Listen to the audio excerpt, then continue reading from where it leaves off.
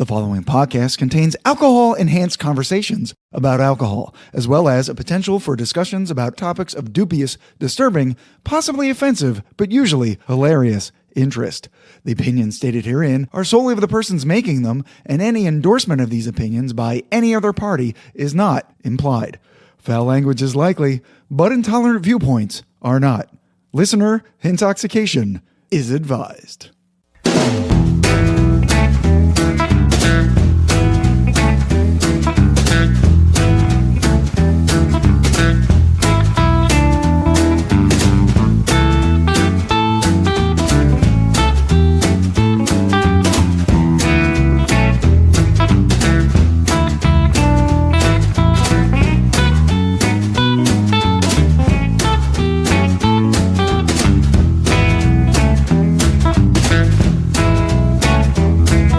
Hello and welcome to episode 93 of the Whiskey Tangent Podcast. I'm Scott. I'm Ed. And today we're showcasing a brand whose whiskeys we've only tasted twice in 7 years, both of which were way back in the pre-COVID before times. Of course, we also drank it out in the world, including at a recent tasting event hosted by our favorite local liquor store, Banache, but we've never featured the brand on a full numbered capital E episode all its own. So we thought it was high time we focused on Utah's own High West. And getting high in the West with us are our good friends who also went to that tasting, the whiskey power couple, Party Marty. Hey, how's it going? And Geisha Rachel. What? Geisha Rachel. Okay. Hi. And as is customary, Ed's here to tell us which 4 High West, mostly wine-finished whiskeys with which we'll be willfully getting wasted tonight. Yeah, thank you, Scott. And if you're speculating that those who haven't seen Rachel, that she's Asian or Japanese because we call her the whiskey geisha, you would be wrong. Yeah. It's not cultural appropriation. She actually grew up in Japan. Right. But she is not Japanese. Right. So, or a geisha, really. Right. She's never went through the training. Right.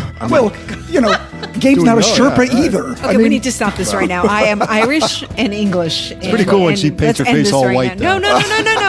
We're not. Powders up and gets the lips gets the lips all red. Yeah. I'm a sucker for little kabuki theater. You know what I mean? Yeah. and for once, appropriately, konnichiwa, everybody. So, a rare appropriate. Konnichiwa, everyone. Konbanwa. It's the evening.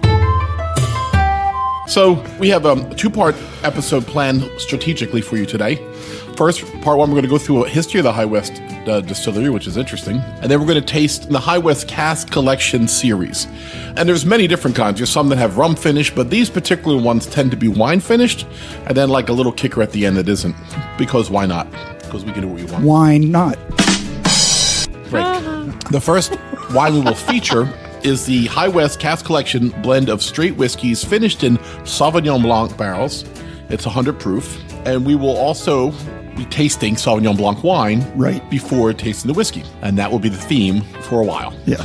The next whiskey we'll taste is the High West Cask Collection blend of straight whiskeys finished in Chardonnay barrels, also 100 proof. We'll then take a break, reorganize, pet the dogs that are here, go over our top 10 fun facts about Utah, which I can't believe we have 10. Shade. Yeah. And then, because my fun facts about Utah usually start and end with High West. And I've never been to Utah, so it's even more ignorant on my part. But hey, let me just run with that. Never stopped you before. Never stopped me before. That's right. Never let a little bit of lack of knowledge get in the way of me talking my mouth off. Yeah. Shooting my mouth off. It's called America right now. That's right. That's right. Anyway, the third whiskey we're going to do, High West Cask Collection blend of straight whiskeys finished in Petite Sirah barrels, 100 proof as well. And then finally, we're going to finish it up with the High West Cask Strength blend of straight whiskeys at cask strength.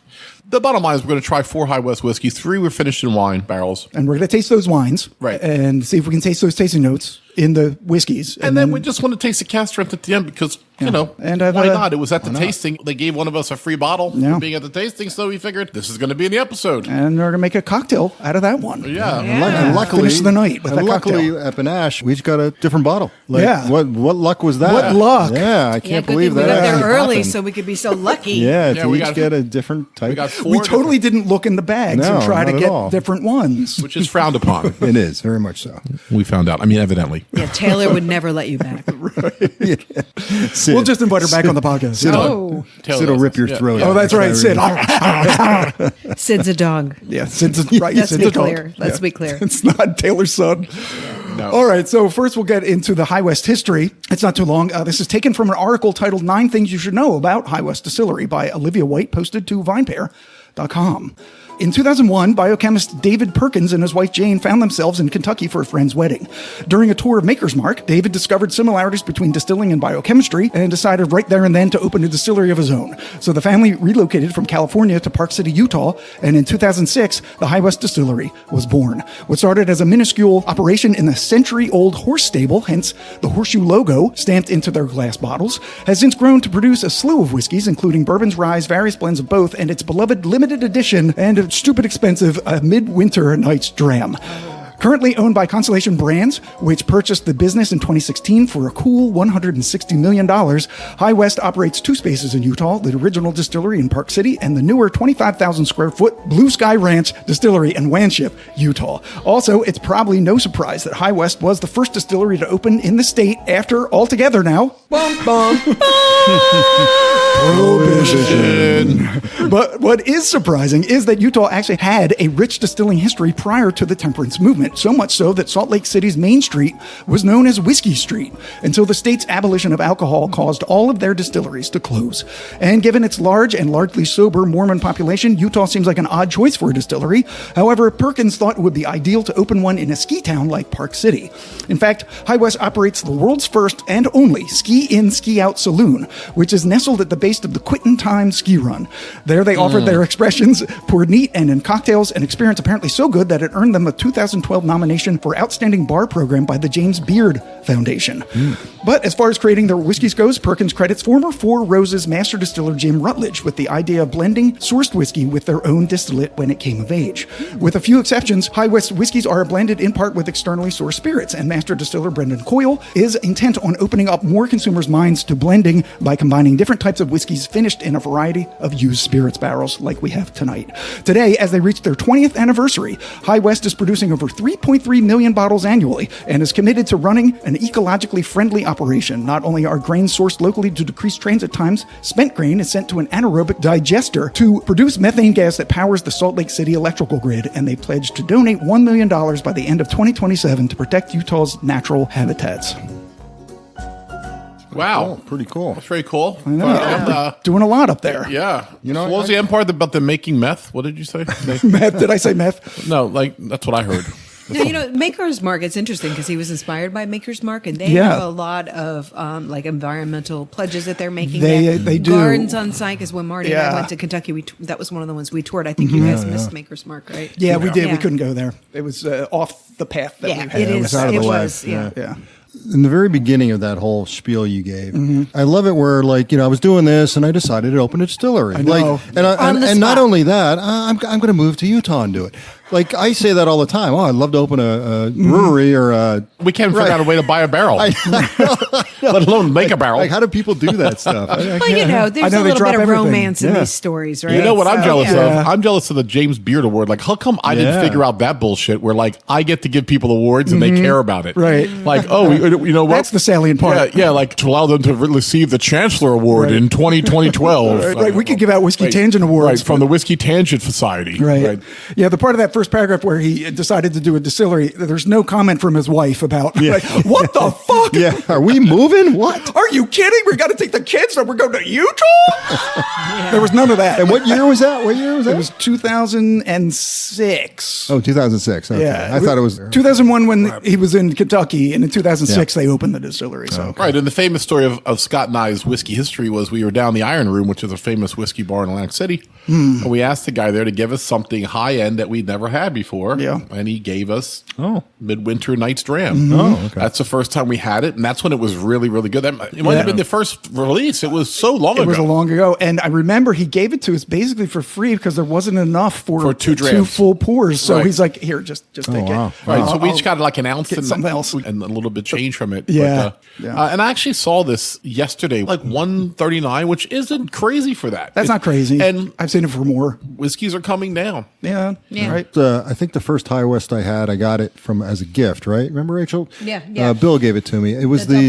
the double rye? the Double rye. double or Double something. rye is Or, good. Double rye. Yeah. Double rye, Yeah. absolutely. So those are the two Never- ones that we've done on the podcast: the Midsummer Yeah. Night's Dram Midwinter Night's Dram, Midwinters. Yeah. and the double rye. Yeah, I never had it before, and it was Didn't we put phenomenal when I first Didn't we had do the it, double rye against Willett? It was such a weird Yeah. matchup when I look back Yeah, at it was now. just ryes. Yeah. like a $70 one against a $30 one. It was very early. It was like episode 14 or something. yeah. But it held its own. It wasn't nearly as herbaceous or complex as Willett. No, but it's good. dude, good it's stuff. just one that I forget about, but it's still under $40 for a fifth of it. Like, Yeah, it's good. it drinks great. It's really one of their most delicious whiskeys.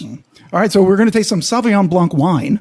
And Ed has a description about Sauvignon Blanc, the grape, and we're going to taste the wine and see what we think of it. The Sauvignon Blanc grape is a variety that likely gets its name from the French word, Sauvage. which means wild in English, and Blanc, which means white. As it originated in France's Loire. Valley, today Sauvignon Blanc is also planted in many of the world's wine regions, including Argentina, Australia, Bulgaria, Canada, Chile, New Zealand, Romania, South Africa, and the U.S. states of Washington, Oregon, California, and the island of Fiji. No, I made that last one up. It's not true. I just want to say Fijian wine. The grape produces a crisp, dry, and refreshing white wine. It is also a component of the famous dessert wines from Sauternes and Barsat. Depending on climate, the flavor can range from aggressively grassy to sweetly tropical. In cooler regions, the grape has a tendency to produce wines with a noticeable acidity and green flavors like bell peppers and nettles. That's bullshit. With notes of passion fruit and elderflower. Calling yeah. bullshit Oh, again. yeah. Was this a barrel description? Exactly. Nettles and know. elderflower. Did barrel spirits by a winery? No. In warmer environments, it can develop tropical fruit characteristics but risk losing aroma from overripeness, leaving only slight grapefruit and peach notes. So I procured a very, very intricate Sauvignon Blanc for us to try. Twice, Yeah, mine just doesn't come in any casual bottle. It's in a decorative black box. Carton. Yeah, it's more of a carton. Mine's you going to school. Milk carton. Yeah. It Juice box. gold medals. It's a juice box. It It's a says juice box for adults. wine enthusiast. 47 Best Buy. So this means the top 47th. It's a bargain. It's top, they should have just said top 50. When you lead with, it's a bargain. Yeah, I don't know. this is the number 47 Sauvignon Blanc in the Yeah, world. what do we have? We have black box, right? Black box. Black box. Yeah. Sauvignon Blanc. Which actually, for box wine, black box is fine. Yeah. I Yeah. usually hear more about the reds than their I mean, whites. Yeah. we're looking to just find something that we can taste. Yeah, the flavor profile, right? Yeah. By the way, the box is 500 milliliters. It looks like it's got 200 milliliters. It's one of the most deceiving things I've ever seen. But black is slimming. Yeah, that's right. Yeah, and the black box, the big one, holds like 4 bottles, right? 3.5, I 4. Yeah, the bigger really? one. And again, Yeah. that's deceiving. You It never smells think it's that great. much in there. I really like the nose on this. Yeah. It is. It's like peachy. Yes, but not like the sad part, like I said, leaving only slight grapefruit and peach. This is actually very strong peach notes. Yeah. Oh, yeah, this smells great. It's a great nose. Yeah, what is that scent? I mean, it is a little peachy, but not. There's a little bit of like thyme or something. There's a little, not quite herbaceous, but there's a little bit There's of a fresh, herb something. like fresh tender herb. Yeah. Even though thyme isn't. Well, Yeah. they said a little grassy, but I'm thinking this is more the maybe. tropical note. I agree. Oh, it's passion fruit and peach. yeah, Yeah, absolutely. Yeah. passion fruit. One of my Yeah, favorites. that's the smell I was getting. I'm not a huge fan of white wine, but it has a nice tartness at the end of it. Yeah. It says fresh floral aromas with peach notes that unfold into bright citrus finish. It's There we go. floral. Yeah, Yeah. Okay. I like Good that. description. Well, in this heat, Yeah, we've been I in know. this hot spell. Yeah, this is going to be refreshing. Good poolside wine. All right, we can taste. Yep, it's a California wine. Oh yeah, I already tasted it. I'm almost done. Scott jumped ahead. Wait I know, a minute. I know. I jumped Whoa. ahead of you. You're really late if I've already tasted. What's nice is the sweetness is on the beginning of the palate, but then it gets very dry at the It end. does get dry, but This it's is a a pleasant good- dryness. which I think is necessary, or else it would taste like it would be fruit too juice. sweet. Right. Exactly. This Yes, is like totally summer agree. poolside, totally refreshing. Yep. So it is like an adult You can make juice a, box. You can make a spritzer It with is. it, with a little citrus, a little lemon and lime. Little white sangria. That'd be good. all right. So All right, so now our hope is that we're going to taste some of I'm going to this save a little wine, and there's more here if people need more wine. Yeah, in the whiskey. Ooh, nice. So that sounds good. nice. It's Fresh. It's a fresh crack. This bottle's mine, by the way. Just mean it's the one that I got at the tasting. We should Right. say I wasn't being possessive. Like, we should say the podcast took a field trip, and so they oh right. in our location. So appreciate you guys. You're out of your home base. We are out of our home base. Yeah, and you're using our glassware. I know it's not Yeah. what you're used to. So sorry. We're recording at Marty and Rachel's. Rachel has to get up, go on a trip. Oh, yeah. So we accommodated, Thank you. Let me just be realistic. and we're also drinking a lot, so we can we can stay over. I can't see the cord from here. I know. I can't see it. Yeah, our so- setup is so strange here. Yeah. All right, so we poured the Sauvignon Blanc whiskey and added a short description and the stats, and we'll taste it. Thank you, Scott. High West Cask Collection. Blend of straight whiskeys finished in Sauvignon Blanc barrels is a blend of bourbon and rye, finished in notes cask, which imparts bright, fruity, and floral characteristics. Individual flavor notes can vary, but generally include a crisp acidity and a sweet, spicy finish. 100 proof, age is 6 to 10 years, plus 10 months of the Sauvignon Blanc barrels. The mash bill is not disclosed, which is always annoying, and the price is around $60, which is okay. It's a finished whiskey. They're blending different bourbons and ryes together. So it's kind of a fair price for that. 100 proof, 6 to 10 years. And the finish. Yeah. In a separate barrel. Yeah. Absolutely. I'm just saying. Right now, we're coming into the bloom of consumerism. All right. It's the consumer heyday of whiskey buying. The That's golden what we're age. told. The golden age. The golden age. The age of whiskey buying. Yeah. Hopefully. So It smells weird. yeah, I don't It smells get- weird. I'm not getting a lot of the wine notes on it. Well, I keep going back to the wine and then Yeah, back to no. the bourbon. I think I'm screwing it. Like, Yeah, maybe we shouldn't my do that, nose, 'cause I did the same thing. It's no way it's going to smell No. like this wine exactly, and I'm expecting that. Oh, you know what? Well, I'm also not in a neat glass. I'm in some type of a bastardized. Yeah, let me smell this one. It smells like a new shoe. Like, it's not a bad smell. It smells like It's a shoe. it's not an old dirty shoe, a new shoe. Okay, sneakerhead. I don't think that this master distiller of High West just high-fived his partner over that description. He did not. He did not. What we're going for. But I'm just telling you what I got. It's oaky. Yeah. It smells like a Mormon marital sheet.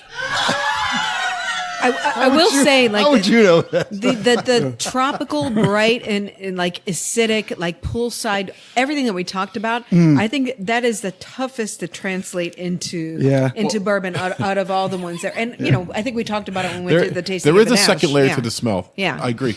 So up front is the whiskey, vanilla and the caramel and some oakiness. And then behind it, like standing in the background, is some of the jammy notes. And I get a little bit of tropical fruits, just a kiss, very little bit. I get a little lemon zest. I don't know. Oh, lemon Yeah. zest. Interesting. Yeah, so let's try it now. I'm getting new shoes in a dusty attic. Dusty attic and books and Dusty. paper and We didn't bring any water. Oh, I forgot to bring water.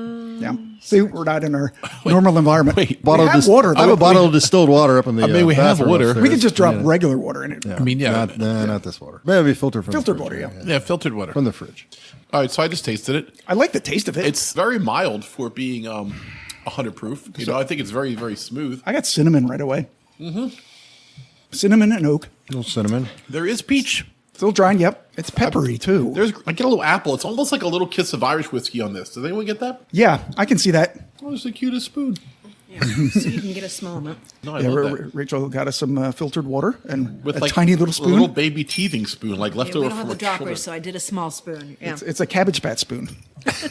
that's for the jams. For Ask the me how I cheese. know. Oh, well, one of your Scott's- collections. Yeah, Scott has a doll obsession. Oh God, I don't. His house is I don't think I want to wall hear to wall about with this. shells That could threaten our friendship. wall to wall shells of Cabbage Patch dolls. If that would I still be friends with Scott if that was? I mean, everyone's allowed something. I would, but it would be weird if I went in his guest room and it's just like dolls everywhere. Like this one is from 1998. Especially Cabbage Patch This dolls. is Peggy. This is Especially- right, exactly. Especially because there's also swords and you know. right. Well, he wouldn't have both. I'm saying instead of the castle and authority Dragons and and the swords. dragons, Yeah. he Right. would be the Cabbage Patch guy, and like me and Marty would be like, I don't know what it's about. I don't know what it's I about don't- either. I don't- I'm not staying overnight. No, that's right. They wake up in the middle of the night. Marty, Right. Marty. Right. He's like, here, just try this on. It's like a Cabbage Patch uniform. I make the mistake of saying I'm more of a Raggedy Ann guy, and all of a sudden all hell breaks loose. Get the fuck out. Get your prohibition doll ass out of here. Right. You probably like the sock monkey too, you fucking basic bitch. You're poor dolls. We're rich dolls in this house. We started riots in the 80s. Oh, yeah. That's not false. No American Girl dolls. Oh, no, she had American Girl dolls. We're talking about my ex-wife, folks. Yeah. Nobody can realize what we're Yeah, doing. she had an obsession with dolls. Well, she had a collection of dolls. So She had a collection. The labeling of it is my choice. But she would be like, no, I like it. Yeah. You know? Well, I'm wearing my bandmate shirts. We all have our thing. Yeah, we do all our things. Yeah. So what are you guys getting overall in the taste? Oh, like the tropical fruits, some apple. It's also very like crisp up front, like really, and then it dries. There's a little bit of a drying. So finish. it is drying like the wine was, at least. Yeah. And after adding water, I didn't like it with the water. No, I liked it better without it. I think Interesting. it I dried saw out something quicker with the water, and yeah. You know what? It did take some of the sweetness away. Definitely. But it did bring out some other complex flavors in the middle of the sip. Yeah. In the finish, I'm now getting a little bit of mint after the water. Yes. Like I said, a little more herbaceousness came out after the sweetness was dulled down. But I think I agree with Marty. I think I like the sweetness sip better. So I probably wouldn't. The water definitely changed it. Yeah. It did. A lot. Yeah. I'm getting a little brown sugar, like brown sugar syrup, but light brown sugar, not like the dark, really molassesy stuff. Yep. You got tasty notes. I do. The nose, fresh and vibrant with aromas of unripe peach, banana cream pie, vanilla, and spring florals. Something that Rachel kind of indicated. Palate was crisp and bright, featuring notes of green apple, grapefruit zest, cinnamon, poached pears, and toasted oak. So no peach mentioned, but poached pears. Yeah. Interesting that they got pear. Grapefruit zest. Yeah, well, she said citrus zest, right? Yeah. The finish is warming and sweet, linger with flavors of gingerbread drizzled with honey and wet slate and Fijian wine. No, I had the last one. Wet slate. And stop making that a thing. It's not a thing. Yeah. Gretchen. I mean, maybe it is. I don't know. I've never been to Fiji. I don't think they make. I mean, they make water. We know that. They make water. Yeah, they make water. They make it? Listen, do they make the water? Yes. No, I've seen it in the stores. It's a brand They called don't Fiji. make it. God makes water. Come on. Oh, now we're doing that. Don't bring religion into this. Didn't you see The Martian? He made water. Yeah, right. Although we are talking about Utah. Distill So it. After a couple of more drinks, I'm going to go make water in the water closet. Just not in the rose bushes, Remember that okay? driving Jay-Z? I got to make water, Miss Daisy. I'm a man. I know what I need to make water. All right, I'm going back to the wine. Let's. Okay, yeah. Oh, that's good. Yeah. That's a great idea. And I just don't know because the wine is so delicate. I'm not sure if it holds up. You know what's funny though? Like I added the water and I was thinking it wasn't as, but maybe because it was so high content, right? And I might have burned out a little bit. Now it actually tastes a little different. Now after waiting a little bit, Take a it's sip, a little take a sweeter sip of on the wine back and end. go right to the whiskey. It's very interesting when you do that. Well, sometimes when you add water to the whiskey, it will stop the evaporation, so you're not getting the smell anymore. So the smell affects taste. Oh, yeah. So if you let it sit, I think, like you're saying, you might get some of the aromas back, and then you'll taste more things. So I really enjoyed it overall. And you know, I really did too. found that I don't hate Sauvignon Blanc wine. Me too. Surprisingly, like I wouldn't want a bottle of it, but to have one at brunch or something, Yeah. because I don't like Chardonnays normally, which I'm going to find out when I drink the Chardonnay. I have not had Chardonnay by itself since the tasting, It's a very long time. and I don't care for it historically. Yeah. Me neither. I don't know why. It just tastes like. All right, we're going to talk Chardonnay when we get there. Yeah, Yeah, and it's yeah, okay yeah. because We'll talk because Chardonnay. I mean I fully admit that I'm not a wine person, and that I'm not a white wine person even more so. Okay, so next thing we're doing is the Chardonnay, and Rachel has the description of the Chardonnay grape. Chardonnay is a green-skinned grape variety used in the production of white wine that originated in the Burgundy region of central France, but is now grown pretty much anywhere wine is produced.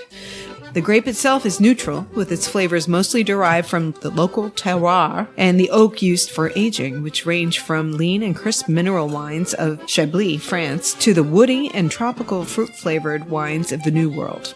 In cool climates, Chardonnay wine tends to be light to medium-bodied, with a noticeable acidity and flavors of plum, apple, and pear. In warmer locations, flavors comprise citrus, peach, and melon, but in very warm locations, fig, banana, and mango emerge. Also, Chardonnay wines that have gone through a secondary process called malolactic fermentation can have softer acidity and fruit flavors, along with a buttery mouthfeel and notes of hazelnut. Interesting hazelnut. Wow, It's weird.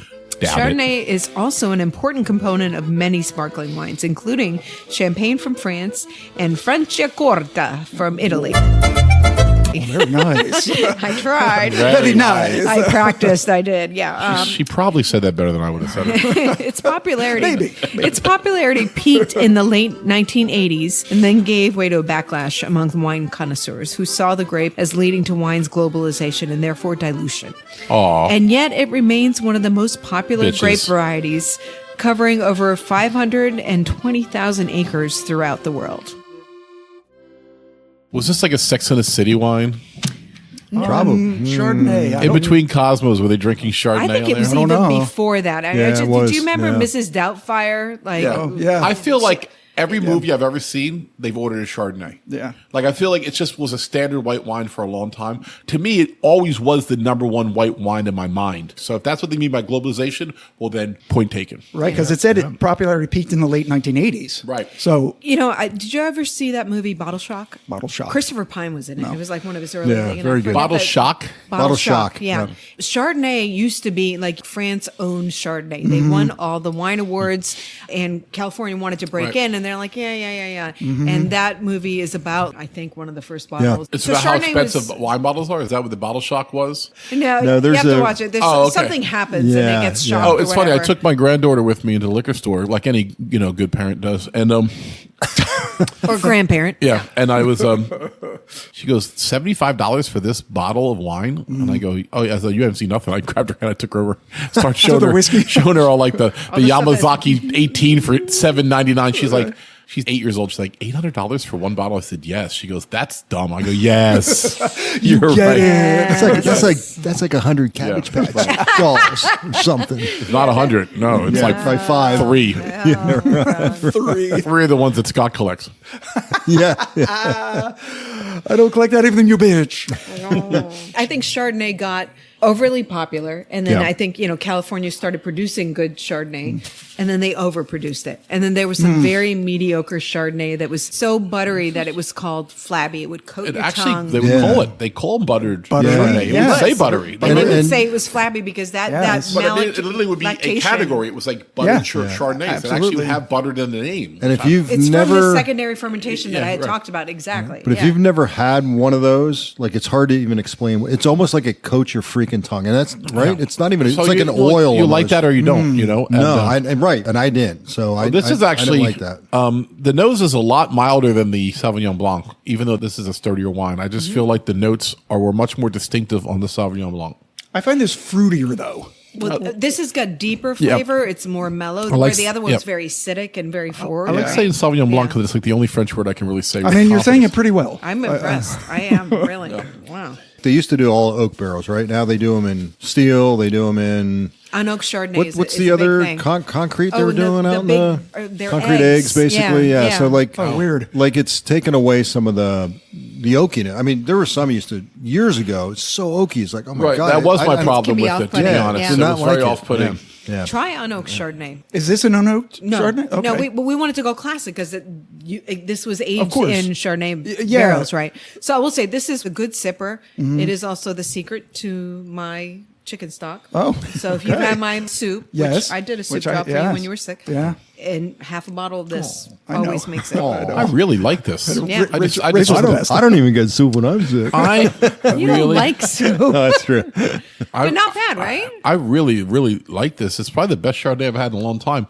And I get a lot of the fruit notes when I taste it, more than I get Yeah. on the nose. I get, Yeah. once again, the green apple and pear, similar to what they said I was getting in the last one. Yeah. And there is a little bit of a baking spice going on. I don't say a cinnamon, but there's something like a nutmeg or something like a little tingly. Yeah. So I kind of get what you mean by buttery. Like, it's not really coating my mouth per se, but I'm getting that sort of dairy quality to butter. Maybe it's just a fat. Well, like if you ever eat, mouthfeel. I don't- if you ever eat hot toast and then you bite it and there's that the butter's melted and it's kind of like you feel it on your tongue when you're done. Butter you know? toast. That's kind of Yeah. a good Butter toast, example. Yeah, yeah. that's a good example of that. I Yep. think but it That's a doesn't real- linger that long. Like, it just kind of goes away. Right, this one doesn't. But Yeah. there are some that'll be like, Yeah, this one doesn't linger.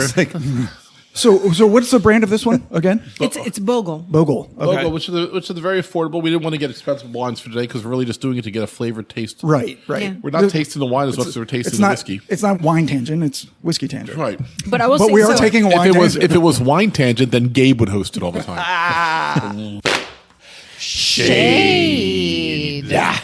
We were off Chardonnays, and then we went to the land of American Chardonnays, and we had really, really fine Chardonnays, and it was fabulous. it was good. Yeah, yeah. And then Changed my mind about them. Yeah, and then this is an affordable one. And if I'm going to drink Chardonnay, and people say, "Oh, it's a cooking wine," no, you want to cook with wine that you would also drink. I agree. I And this agree. is- yeah. This is very light and crisp, very similar to the Sauvignon Blanc we had, but with a little bit more like substance to it. You know what Yeah. I mean? I think this is a little more subtle. I felt that Sauvignon Blanc, it's like, it's the young, jazzy, What I It's very mean, tart. what I mean This is, is even like- though it's yeah. not buttery, this has mouthfeel. It's more substantial in my mouth. Where I think the Sauvignon Blanc was a lighter wine, but yet I think the flavor profile, as I said several times today, was stronger in the Sauvignon Blanc. Oh, I agree. Well, I agree. This holds up better to food, though. Yeah. The I will say. Sauvignon Blanc was tart, and this is sweet. right. I mean, just my basic We're gonna take white wine tasting We're going note. to take a break. I'm going to fry up more some full pork body. chops, and I'm going to try the pork chops against the Chardonnay, and then we'll see how that goes. No, but I agree with you, Ed. The ones that I had in the past, where we go out to happy hour or whatever, and some of the women were drinking Chardonnay, and then we'd say, "Oh, let me taste that," and then I'd be like, "I don't really enjoy that." What? Are you okay? Went to take a sip of my wine, and I grabbed the whiskey, and I drank it like a wine and spit it back in his thing, because all of a sudden I had a big mouthful. Very different. It caught me off guard. Oh my It was God, like, that's hilarious. I literally just spit it all back in the glass, like my panicked. I'm like, God. oh my God, this is whiskey. It was burning my mouth. I'm like, Oh my god! But yeah, the buttery, oaky ones, I was like, "Ew, that's terrible. I don't Yeah. want to have that ever." But this is quite pleasant. Also, when this with that. warms up, it's not. You have to drink Have it cold. Yeah. oh, I see. Yeah. I Yeah. think when it Well, warms that's up, not gonna be it's my problem. Yeah. No, it's never Ed's problem. Although I think he just poured himself more. I did because I want to have some to compare back and forth. Okay. Although I will say, so for our 25th anniversary, we had a fabulous trip, and we're going to go back for our 30. I'm just going to tell my origin story with the two of you. So 5 years later, we were supposed to go there, and of course, COVID happened. Blah blah blah, and we ended up spending it at the local with you guys. With us, yeah. Yeah, we just Which got was- randomly stuck at a table with them, and that's how we met. Yep, that was the And origin story. It's just been a great friendship ever since. Beautiful thing. I think so too. Yeah. Yep. All right, so the whiskey. Before we start crying. I love you, man. Thank you, Anders. The wine comes through on this one more than on the last one. Okay, well, Rachel has the description and stats. Sorry. Oh, am I supposed to read the? Okay. Ed jumped ahead by sipping the whiskey instead of the wine and spitting it back. But I did not taste it. I will tell you, it was more of a panic. This tastes like backwash. Well, I've dumped it and cleaned my glass and put fresh whiskey in. Oh, that's right. Okay. You haven't. Anyway, so The magic of radio. High West Cask Collection blend of straight bourbon whiskeys finished in Chardonnay barrels features a blend of bourbons aged and then finished in those casks, resulting in a one-of-a-kind whiskey with a soft body, rich texture, and incredible flavor. And That's kind of like me, though, right? I'm soft body, oh my god, I was rich just texture. thinking that. Well, Yep. Rich? Shade. Well, rich by personality's rich. Like, I'm not rich. Oh, okay. No. Incredible flavor? Oh my God. Continue. Okay. Ed always has to put himself in everything. Yes. Oh, This oh is my the God. one bottle- Not in everything. This is the one. I'm being good. Continue. He's being bad. I'm looking at you. No, you guys are fabulous. Aww. I'm excited because this is the one bottle that we had before Right. we even went to the Right. tasting. We actually drank this before the tasting. Yeah. Right. This And wasn't part of the tasting. Me and Scott actually drank it pretty hard at Marty's retirement. And that was bad because we drank a lot of different ones the other day, but yet I remember having several of this one that we're about to drink. You don't realize we actually, before the party, decided let's put the good stuff in the back so maybe no one will grab it. So we put this in the back of the cabinet thinking, no one will see it. Yeah. Well, freaking shit was gone. Well, who did you man. who did you think was coming I over? know. I mean, Somebody's like, this is great. Yeah. we're gonna go right by the Wild Turkey and the Jim Beam White Label. And, Yeah, me and Ed were in there. We're looking at the camera and say, it's probably in the back. Let's look in the back. This was a great one to share. Oh my Yes, gosh. yes, All right, so so let much me so. let me I thought tell I was the doing you a stats. favor drinking this. Yeah, let me tell the stats. Yeah, So the proof really, is though. proof is Right. 100, age 4 to 9 years, so slightly different. Yeah. And then Rot good. That's 11 good. months in the Chardonnay barrels. Mash bill not disclosed. Price just around 60, which they're I all think 60. is actually pretty reasonable. Great price. Right. So where the other one was a blend of bourbons and ryes, this is bourbons and aged less. But the mash bill's undisclosed. But, Mash bill's also undisclosed. but they right? did acknowledge that it's a bourbon. Yeah. The label does that. The right? label does Oh, it. right. yes. It's right here. Yeah. I smell the wine coming through more in this. I can smell the Chardonnay elements more. Yeah. Because this one to me also smells fruitier. Pear on the nose. Oh, I'm getting a tiny bit of orange. That's weird. You don't normally get orange. I don't. I mean, a little cinnamon. Oh, cinnamon's oaky. there. Cinnamon's there. Yeah. And I don't know if it's because you said it, but buttered toast. Buttered toast. Buttered toast. On the nose. Interesting. I think so. Going in. It's kind of dusty too, like the thing that I was getting on the other one. You and your dust. I know. I is- don't. Ooh. Maybe I like- it's just my nose tonight. The nose is great. Yeah. It tastes 1,000 times better than the nose. This one is Good. better than the first one. Yeah. And I don't know why, but it just is. Because there's more dark fruit. Oh, yeah. I'm getting a Luxardo cherry kind of quality to it. Oh, yeah. Yeah, yeah. And I wouldn't add any water. I wouldn't add any ice to this. No, this is quite Absolutely. good. Plus that cinnamon coming perfect. in. Going to add water because I'm a scientist, but it doesn't need it. It's a little spicy on the end also. Very little, very little. Man, the finish just keeps Yeah. getting better and better. It's got a great Yeah. finish. Oh my God, it's Not- just lingering. It's awesome. It's also drying, but not quite as drying as the other one was. I could see why I this like it. bottle got kicked. Yeah. This It is was so good. tremendous. And the first one was really, First really one good. was really good. This tastes a little bit higher proof than the other one tasted. I don't it's think so. A little bit of extra heat, but that was before the water. I think the water makes it sweeter. I like it. I'm It afraid does to water try it down a All little right, bit. I'm It gonna does. Here, try mine then. Try mine. All right, so you don't have to do it. 'cause it's so good. By I do itself. think this is smoother. I feel like it's Yeah. It's definitely thinner with the water, but I think Yeah. it does bring out some notes. no. I just meant overall. I think this bourbon is smoother than the first. I was just thinking, not that it wasn't smooth, it just, I tasted a little bit more alcohol, just like it's the pleasant whiskey burn, where I didn't actually get that with the Sauvignon Blanc one. And that's all I was really saying. Yep. Not that it's hot or Right. overly proof. Yeah, or I mean whatever. they're comparable hotness, Mm-hmm. but right. Look at our consistency right there. Both bottles are exactly the same spot. Well, because Yeah. we were good. We did not open our bottle. I'm looking at you, I Scott. know. Scott's bottle came in half Thank half God empty. we had Yeah. this as soon as we did because it was going to be gone. I know. Well, you sent me home with a bottle of whiskey and I drank it. I had to what peel do. the plastic off. I'm feeling like the middle, right? It's, Yeah, mid palate. I feel like I do taste The wine. a kind of Interesting. wine. Yeah. Okay. It's just weird. Have you been going back and forth? No, I haven't actually. Because No. so when we were setting up for this part, we were talking about the Sauvignon Blanc and going back and forth between the wine and the whiskey, and that we found that they Yeah. really do complement They each other. really do. Yeah. I poured fresh without the water. Yeah. It's better without the water. In its wholesome form, it's just a perfect whiskey. Yeah, I think the last one, Marty, I think you didn't like it with the water in, but then after you got the aroma back, Yeah, it was then better. Then it was, yeah. I agree. exactly. This time, though, the water didn't help it as much Yep. as completely straight. Because, like I said, it was a little bit higher proof. You had a little bit of that burn. It's Yeah. like what I like. That's why Yeah. I drink whiskey. It's what I But like. remember, with the water, it's still great. It's still great. It's just without it was Yeah. just a tad better, I Yeah. think. Or it's what you like, but still. Tasting notes? Yeah, tasting notes. Okay, great. This is from the whiskey study. So, on the nose, red fruits, warm butter, honey toast, and layers of oak with herbaceous green grass, peanut brittle, and burned pizza crust. Well, we had pizza tonight. Right. That's You did why- Marty and I Pizza tonight. made pizza Yeah, before I everyone don't got know. here. But so- you didn't burn it. So Yeah, it's true. We'll have to That was good. compare next Throw time. the pizza back in. burn it. Let's see.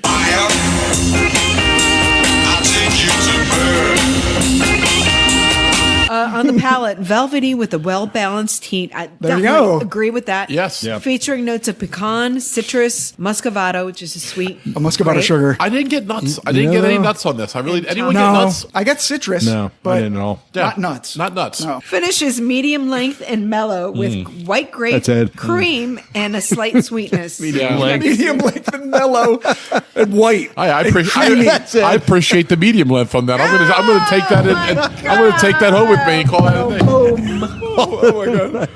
Don't bang the table. We hear all the. I'm sorry. right, yeah. That was me. I You apologize. sprung the springs. Yes, the springs are. The springs got sprung. Springs are Springing. sprunging. Right. Just Well, bring I it. think of the two right now, we're leaning towards the Chardonnay finished, but they're both are really good. We're gonna take a quick break, clean the glasses, maybe eat another slice of pizza, and then come back for the second part. Once again, I can't wait. Our top 10 fun facts about Utah. Yeehaw! And then we're going to do the Utah Cask Collection blend of straight whiskeys finished in Petite Sirah barrels, and then the cask strength itself. So what'll be just a matter of moments to you will be about 15 minutes for us.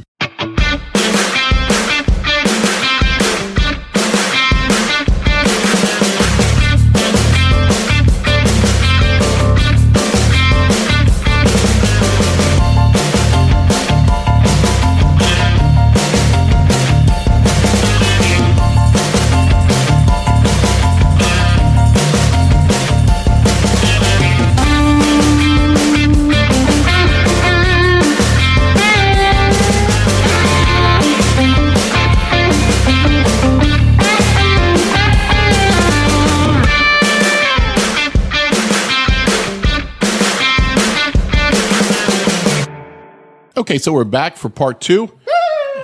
We have red wine breathing in our glasses for the Petite Sirah that's coming up next. But first, we thought, hell, why not do top 10 fun facts about Utah? And Scott's going to tell you what we're doing. Yeah, so this is taking mostly from an article, 25 Unusual Facts About Utah, in Mental Floss magazine by Michelle Debzak, with additional info from Wikipedia and other sources. Okay.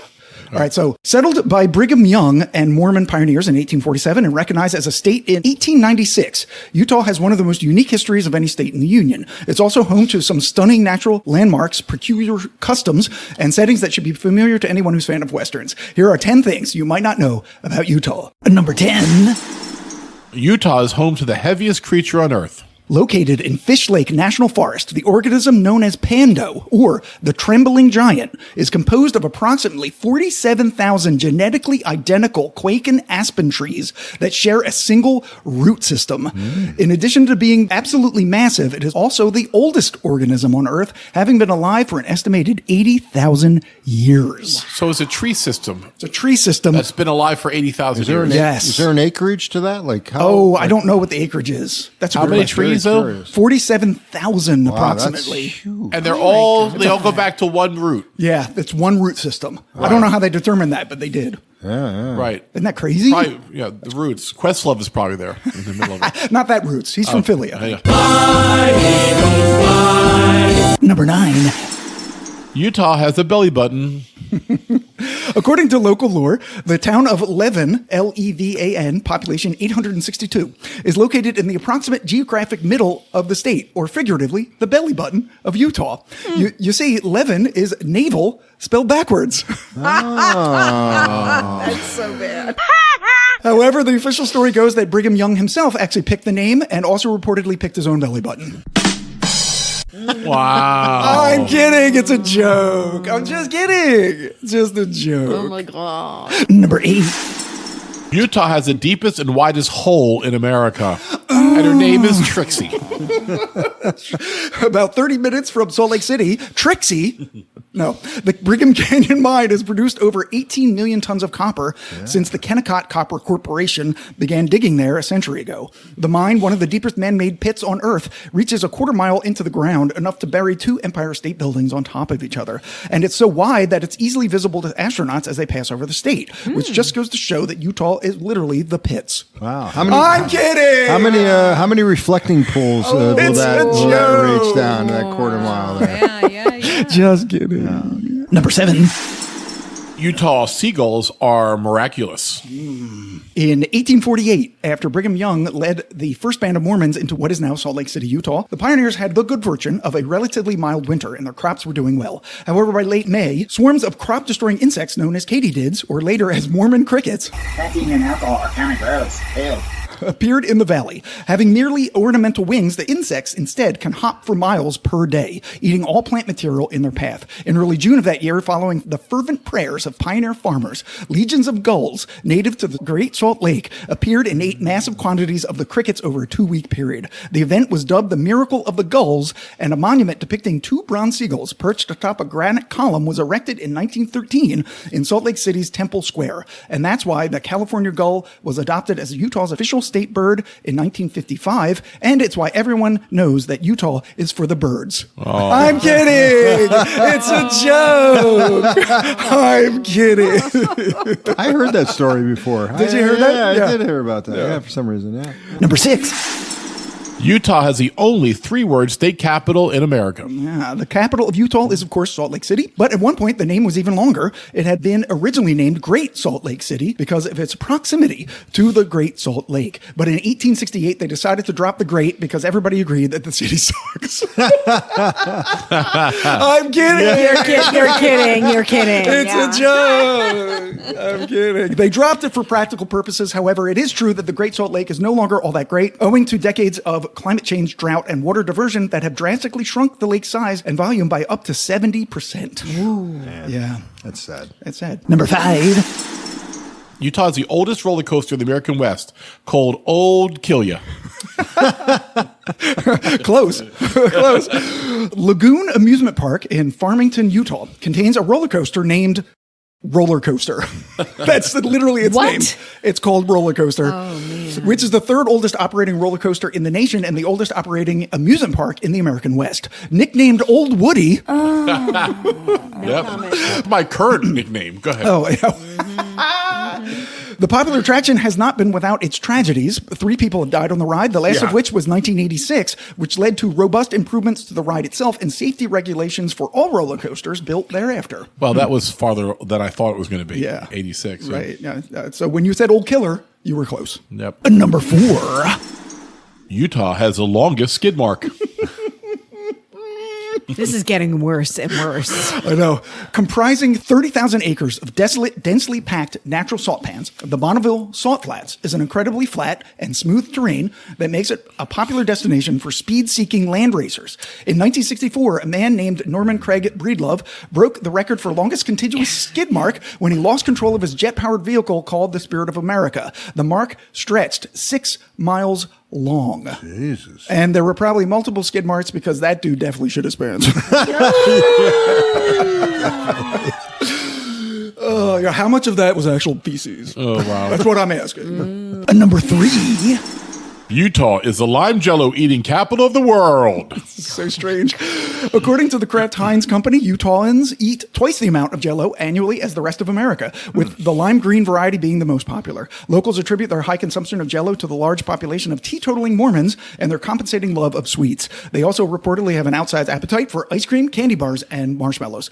A popular way to consume Jell-O in Utah is to add whipped cream, crushed pineapple, shredded carrots, or cottage cheese, Nice. which you can see at potluck dinners and church gatherings. In 2001, Jell-O was named the official state snack, after which Utah State University established the Jell-O slide, where each fall students slide down a 100-foot tarp covered in hundreds of gallons of lime green Jell-O. Well, that alone would make you the top selling, Right, just buying it for the slide. just buying Oh for my the slide. God. And starting in 2009, National Jell-O Week has been celebrated annually in the state in the second week of February. What's that?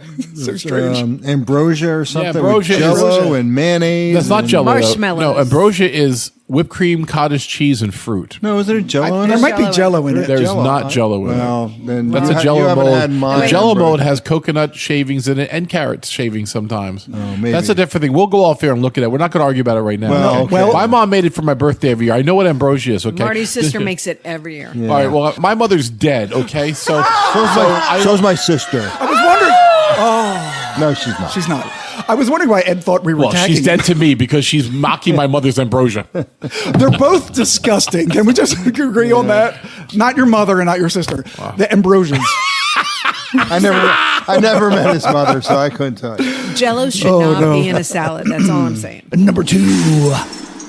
Utah's liquor laws are ridiculous. Yes. Duh. Yeah, over Yes. 60% of Utah's population is Mormon, compared to just 2% of the American population overall, making it the most religiously homogenous state in the Union. This affects many aspects of the state's culture, including their unique liquor laws. For example, beginning in 2009, restaurants with certain dining and liquor licenses were required to construct a Zion curtain, solid, translucent, often frosted glass walls between an establishment's dining and bar areas. But in 2017, following intense lobbying by restaurant and hospitality industry, legislation was passed allowing restaurants to remove their Zion curtains so long as they agreed to either a Washington wall, a 42-inch railing separating the two areas, or a Zion moat, a 10-foot buffer zone where children were prohibited from sitting. Rachel's putting up a curtain between me and her. Now there's Mormons, Right. Isn't Zion a whole different religion? Like why Zion's why is it, usually associated with It's in the- Israel. Why is but it it's called part a of the Zion curtain? It's the That's Old why- Testament. It's Yeah, the Old Testament. It is part of like a biblical thing. Yeah, it seems weird that It is weird that they use Zion for Yeah, that. that's Yeah. all And I'm saying. for a curtain about liquor, it's weird. Yeah, I mean, yeah. And It should be called the shroud. So they get rid of it. Shroud. The shroud. But they didn't really get rid of it. Yeah. I've heard that though. I heard because I used to be in the bar business and when they're making drinks in an establishment, the people sitting there could not see them making their drinks. So there was Yes. a definite partition there for them. Yeah. Weird. Number 1. Utah opened the first KFC. That doesn't seem possible. I know. Kentucky Fried Chicken. This was Mental Floss magazine, but I did look it up, and it is true.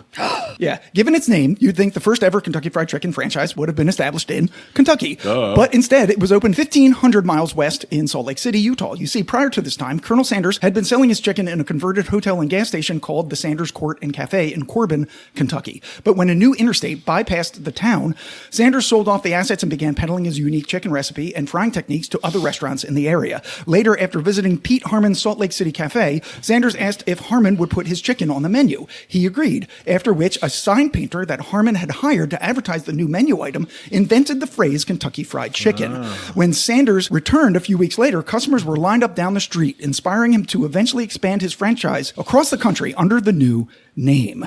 So he had been making chicken. Right. It just wasn't called KFC yet. That's interesting. A bonus fact, Harmon was also responsible for the phrase finger licking good. But if you remember, there was a Geno's hamburger named for Geno Marchetti. Geno's. I remember that. Yes. I remember Geno's. So Geno Marchetti was a Hall of Famer for the Colts, I think. Oh, so they started in Baltimore, and they were very basic burgers, but they had shoestring fries. Remember, the fries were thin, and they started to serve KFC in their restaurant. Right. What was the root beer? It was the A&W. A&W and KFC was a combo. Right. Yeah. Right, and some of the A&W standalones had burgers and dogs. Yeah. Yeah. So I remember eating at a Geno's and getting KFC there with the burgers, and then seeing the standalone in Jersey. Right. So Norman's got a lot of, you call them fun facts, I call them weird facts, but Scott, I asked you earlier, where do they appear in our listening group of the 50 states? Right. What was it? You were kind of ranting, and you said if they're not over, what number? What number was it? 25? If it was over 25, then they can do. They can suck it. But listen, the bottom line is, I don't know, 5 years ago, I went on a little bit of a Utah rant that wasn't really nice, but I wanted to see if that had any long-term effects on our listening. Right. So they're actually 26th.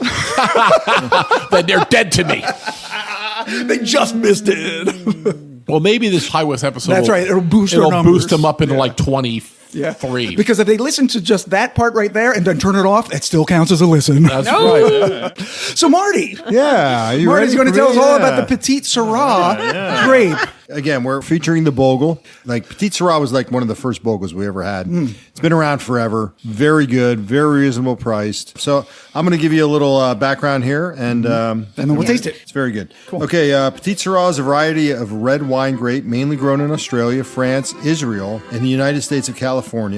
And Fiji. United States not Fiji. California. I misread that.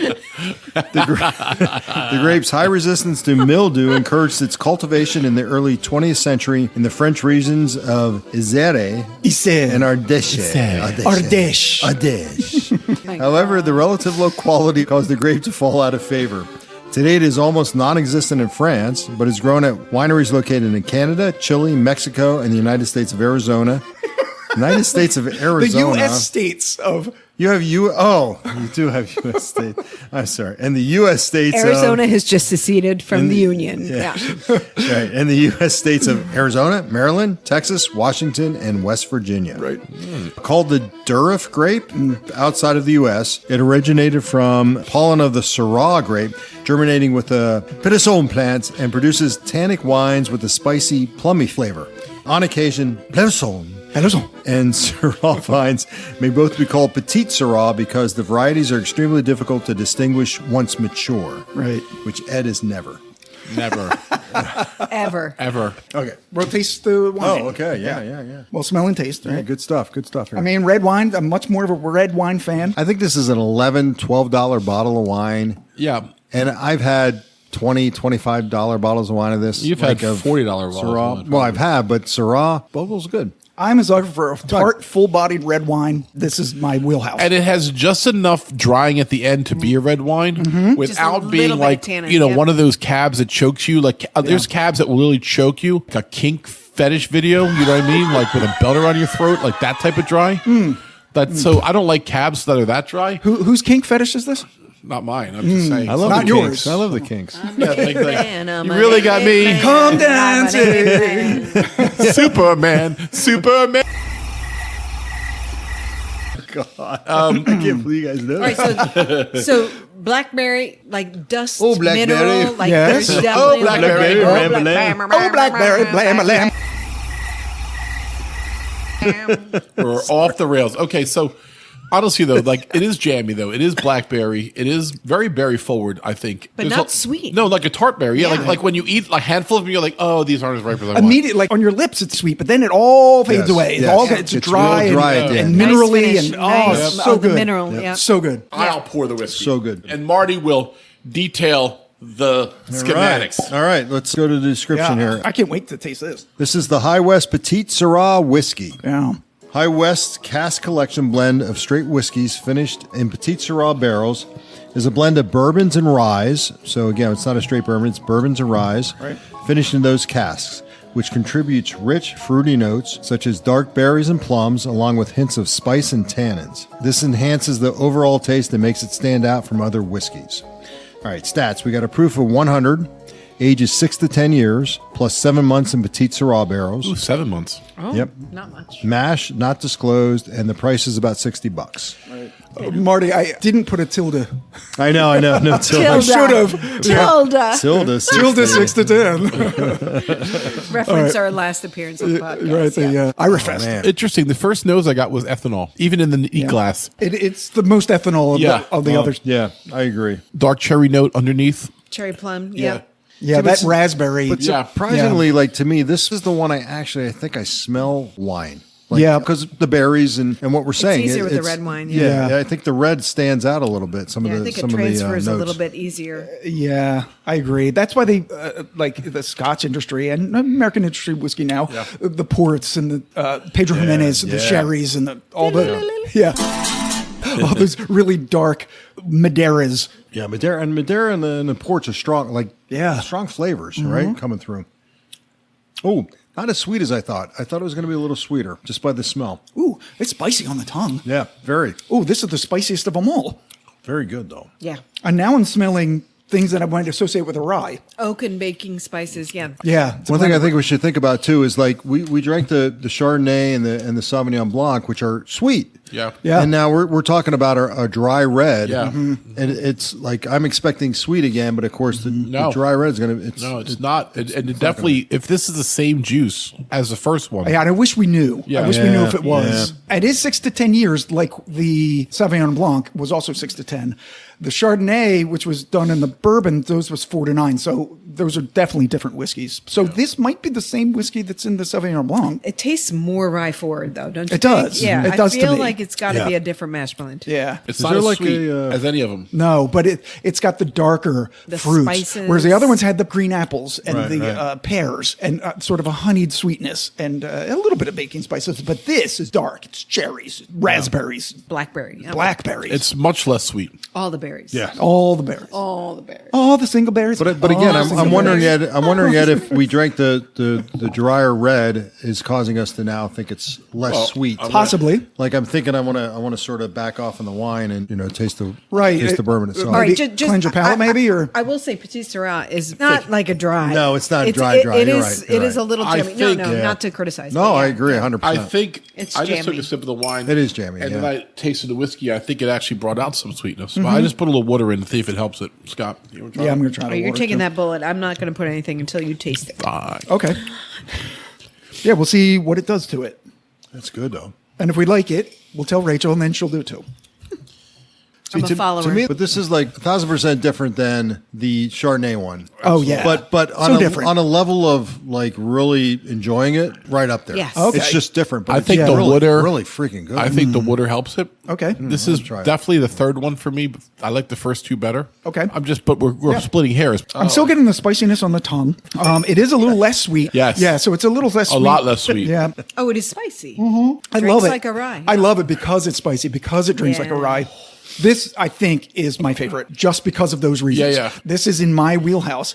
So I understand, Ed, that Yeah. you like the other two better. I know. And that's what I love about whiskey because Yeah. when it's a good whiskey, still people can like it differently. I mean, the Like- other two were fantastic. Yeah. Like, these are exactly Yeah. splitting hairs. Listen, if I was just out and this is all I was drinking for a night, I'd be like, this is great. Like if I came over here and Marty said, all we have is the Petite Sirah Cask series, I'm like, let's drink that all You're night. like, Hak, tu, All right, I'll drink it. No, I'd be like, where's that apple tart? Let's go. Let's go. It's good. It's good. Yeah, I really like it. Did you guys drink the wine again after drinking the Yeah, bourbon? yeah. Oh, yeah, The yeah. wine No, now, I'm the going to- wine now. is so sweet now and Oh, yeah. jammy now. And less because- drying. Yes, it's weird how it changed the Well, wine. because the bourbon is Yeah. like so spicy. yeah, Yeah. wow. Oh, okay. So we were talking about how the wines and the whiskeys were comparing them. These go great together. They do actually. Yeah. Wow. Yeah. You know, it's weird. I drink the bourbon first, then I drink the wine. Yeah. This reminds me of like a port now. Yeah. Like it's Oh, almost yeah. that freaking sweet. Definitely jammy.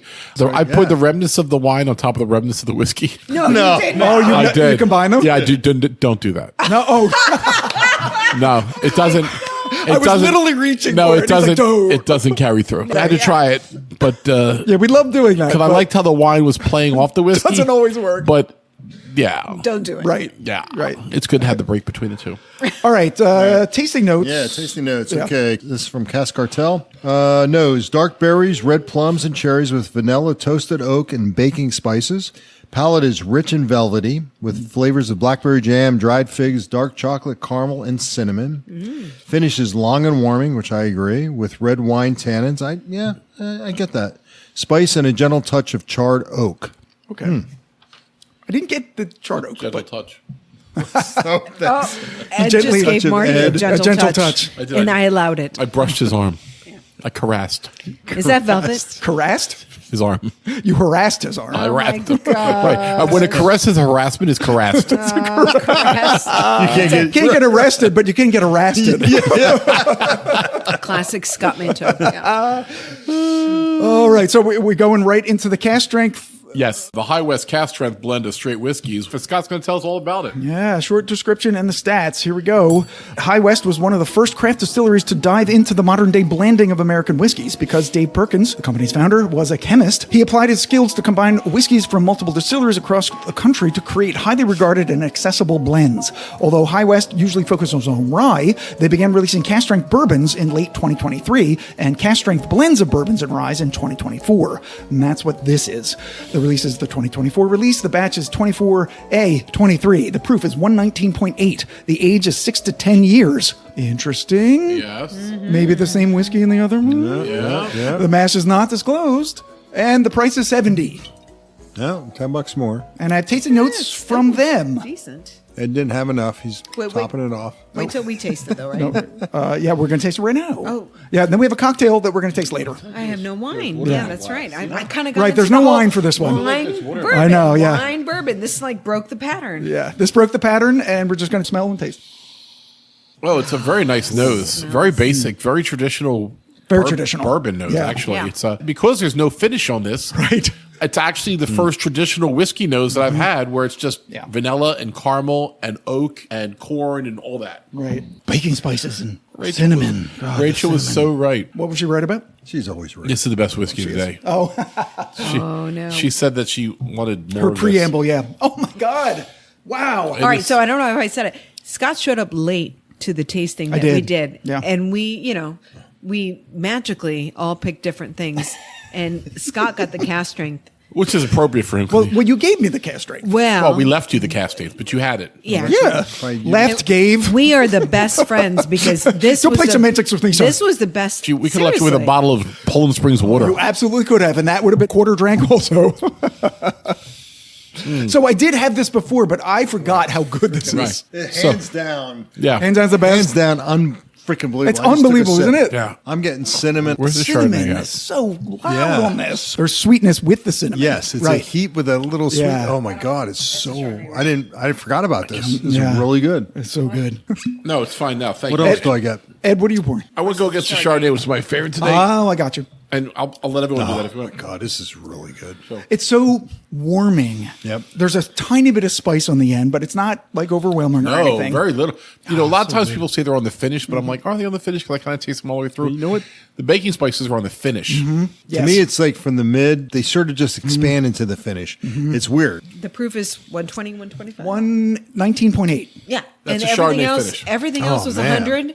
This is still very, very smooth. It's not too hot. It holds up well, but Yeah. you see the extra proof points. It's actually just defeated by the intensity. The Chardonnay. Yeah, the Chardonnay is very nice. The Chardonnay is still sweeter than the cast strength. Oh my God, still great though. Yep. Really. Still great. Yep. Wow. I'm actually comparing those. That's hard. And That's sweeter. The Chardonnay holds up pretty well. That's what I wanted to say.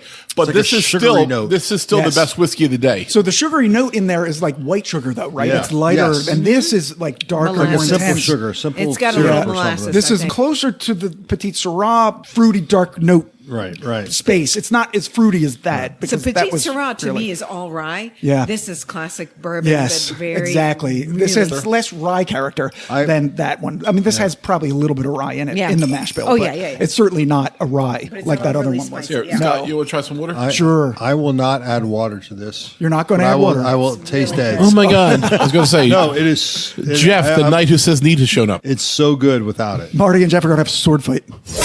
Yeah, what do the dice say?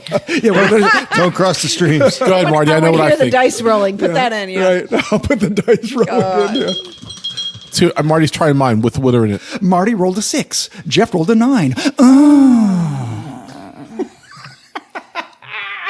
You can't see it, but I am giving a serious But eye roll to not Scott. as good as the Yeah. regular. I don't think it makes it better. Is Is that the water? Yeah. It almost like reduced everything by just a fraction. Yeah, I think it muted it a little bit. It didn't help right, it at all. Right. Yeah. Oh. Yeah, right? It gives it a little off-putting thing at the end. Yeah, the yeah, finish yeah. is off-putting. Yeah. In fact, I need a splash more to fix this. Fix because it. You need to balance that out. You absolutely have to fix that. You don't want to try this. It's not good. No, No, that's- I'm going to A keep little mine more. I don't think without it, I water. don't think it God, that was diluted. a I don't think it lot. diluted. That was a lot. It was a lot more. I have to dilute the water. Let me get an IV. Of IV, it. yeah. Just so you know, Zoe's watching. Oh. She's looking at anyone who's talking. She's following the whole. I know. Zoe is my Siberian Husky. Inordinately quiet Yeah, Siberian but Husky. I will say that we've She's well behaved. recorded for an hour and 45 minutes, and neither dog has made a sound. No, I know. Yeah, they're old. They're way Yeah, old. If they bark, the intruder's already killing us. Yes, pretty much. Yeah, you're dead. You're dead already. We're already dead if they're barking. No, that's not true. That's not true. You're right. Cooper will bark if you dare to walk by the house, and he's my awake, God. and he's looking out the door. All right, and also now, so wait, what are we doing? Oh, tasting notes. Yeah. Tasting notes are theirs. Okay, so on the nose, butter poached green apples, candied Meyer lemons, cornbread drizzled with honey, brioche toast points, crushed yeah. walnuts, allspice, sarsaparilla, fresh hay, and new wooden porch swing. Okay, walnuts. I'm Sarsaparilla. getting the. I am getting some walnuts. nuts on this one. Definitely And I walnuts, am getting, yeah. I'm getting a buttery toast. I'm getting a lot of what they said. The honey's in there. For Are you sure. getting new wooden porch swing? though? I'm not. I want. I'm not- I'm getting now. I hammock. want cornbread with honey. The Barra guy went to Utah. All right, on the palate, sweet plantains with cinnamon, dried apricots, peach crumble, homemade toffee, Earl Grey tea, nutmeg, rose, hickory, and seasoned oak. That's on the palate. Okay, what's the finish? On the finish is kumquat. What? Pause for comedy.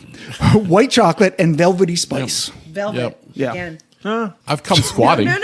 Come squat. No. Come squat next to me and tell me a story. I've come quietly. I've come violently. All right, so the cocktail. The cocktail is called the Bangtail. Oh my God. Oh, really? Yeah, it's really called the Bangtail. Better. Okay. It's not Now, wait, any where did better. it go? Which it just did. Jesus. Things are off the rails. All right, it is called the Bangtail cocktail. All right. Now, That's it. they have about 200 cocktails on their website. Wait, who does? High West. Oh, you go to right. highwest.com/. I think they do it just to troll the Mormons. Oh my God. Yeah, Let's do a deep dive on They that. have so We many should so cocktails go into that. Wow. that I had a hard time finding one that I could actually Wow. make because there's so many like syrups Really and weird, yeah. like liqueurs that you can't source, like green chartreuse, lavender, honey, ginger syrup that you'd have to make yourself. So the ingredients for the Bangtail cocktail is 1 ounce of the High West bourbon, and I used the 2 cask ounces. strength. You used 2 ounces, didn't you? No, I used 1 ounce. Shit. Yeah. Well, listen what else is in here. Okay. There's a half an ounce of cherry hearing. Oh. Which... I don't hear you. What? You mean cherry herring? No, that's bad hearing. Is that a fish? That smell fishy. So cherry hearing is an English cherry liqueur that is hard to source. So I have maraschino. I was going to say, where'd you find that at? You No. didn't find that, bitch. I have. You're so ornery. Get rammy. Yeah, I use maraschino I know what you mean. cherry liqueur. okay. Not the Luxardo? Luxardo, but the one in the clear crystal bottle, not the one that's like sort of wrapped in like Raffian. Raffian, yeah. Half an ounce of vermouth. They called for Antica, but I used the method vermouth. Oh, yeah. I love the method. That Yeah. I had half an ounce of Oloroso sherry, but I didn't have Oloroso, but I did have Pedro Jimenez. And a 3/4 ounce of orange juice and a half an ounce of lemon juice and a bar spoon of Benedictine. Oh wow! I know you had Benedictine, And I had Benedictine. but only 1 ounce of whiskey. I'm surprised. Yeah. Only one we'll ounce. see. Because I have a little whiskey here to add to it, so we'll see how we do. Dude, I said it's amazing. Yeah. Oh my god, it's so. Oh, it smells it's so nice. medicinal. That is a and spicy. backseat bartender. I can almost taste everything you talked about. Oh It my smells God. No, but what like am- baking spices and stuff. What am I? There's something I'm missing though. Like It's a herbally. So the herbal. What- yeah, what I is the think herbal note? I think it's coming from the cherry luxardo and the Benedictine because they're both herbal liqueurs. So there is no apple in this? There's no apple I in am there. tasting apple cider and Yeah. it I looks agree like with you. apple cider. I agree It's with you. crazy. You know what it reminds me? Like the very Yeah. end, like almost caramel apple at the Yeah. end or something. this is a delicious cocktail. I will tell you. I just put about a half ounce of whiskey into it, The end is amazing. and it's better with another half ounce of whiskey. And but it is very much cidery. He It's worked crazy. really hard on this. It's very cidery. No, he knows it needs more whiskey. He Dude, should this put- is put so some good. in there. This you swallowed, it gets better and better. There's Yeah. no apple, but it Really It good. definitely identifies as apple. It does. No, I totally get it. No, this is good. Apple cinnamon. Taste mine with more. Yeah. whiskey. Yeah. Tastes like your tart that you made. Oh yeah. Yeah. Oh my gosh. What a perfect pairing. Perfect pairing. That's Pear. good. This- No pears that's good. either. I'm, Yeah. I'm liking this. Fine, side with Scott. All of you. You know what? You're all dead to me. Perfectly balanced cocktail. Come on. It is a great I cocktail. have a chaser of I want the this bourbon. recipe. That's I gotta- fine. I Yeah, gotta- this is really good. Yeah, this is Thank really you good. So much. You're right, though. Scott, Paul. all kidding aside, this might be one of the most Could be- interestingly crafted cocktails It's- you ever made. it's and delicious. I think I wanted to say one thing right now. I make terrible cocktails, and I don't know exactly why it is. I've tried to work on it. Scott has become a master mixologist Yes, I agree. over the last 5-6 years. His cocktails are extraordinary. And this one is one of the best ones I've ever had. I'd love to have this one with a cinnamon stick heated on a stove in a pot. Yeah. It would be such a great winter cocktail. This would definitely work heated on the stove. In the winter Tailgate. with the cinnamon stick. Tailgate. Throw a couple cinnamon sticks in there. Tailgate cocktail right here, baby. Because This is it's got those oranges and spectacular. lemons. So it's I got so see much it fruit. at an Eagles game. Yeah. It's a fruit cocktail. We got cherry, we got vermouth, we have sherry, we have oranges and lemons. It's And the vanilla from the Benedict. and the Benedictine and the It's honey and the amazing. spices. It's just What is it called? it's called the Bangtail. Well, Bangtail, bro. Even better. I gotta tell you, I think you should have made 2 of these. This tastes like you should have made 2. Yeah. All right. So as we sip these and anything else we're sipping on here, I'm going to go through their other expressions that they have available on their website. Yeah. Oh yeah, go ahead. Their core lineup, double rye, which we did on Yes. episode 14.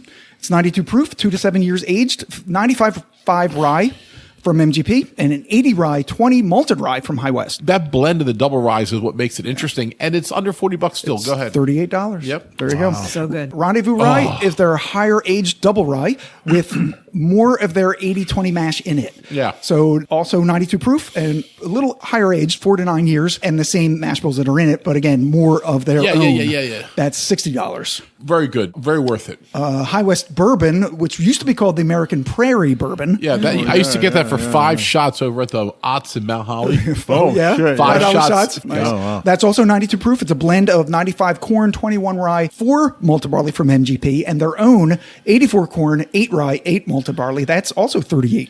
It's very affordable, and it's a great everyday bourbon. Nothing wrong with it. Campfire, that's their bourbon, their rye, and an undisclosed scotch. Yes. We've had That's that. also 92 proof. 3 to 8 years age. That is the 75 corn, 21 rye, 4 malted barley mash bill from MGP, the 95 rye, 5 malted barley from MGP, and their 80-20 rye malted rye, and a non-disclosed from Scotland. I don't have the price for that.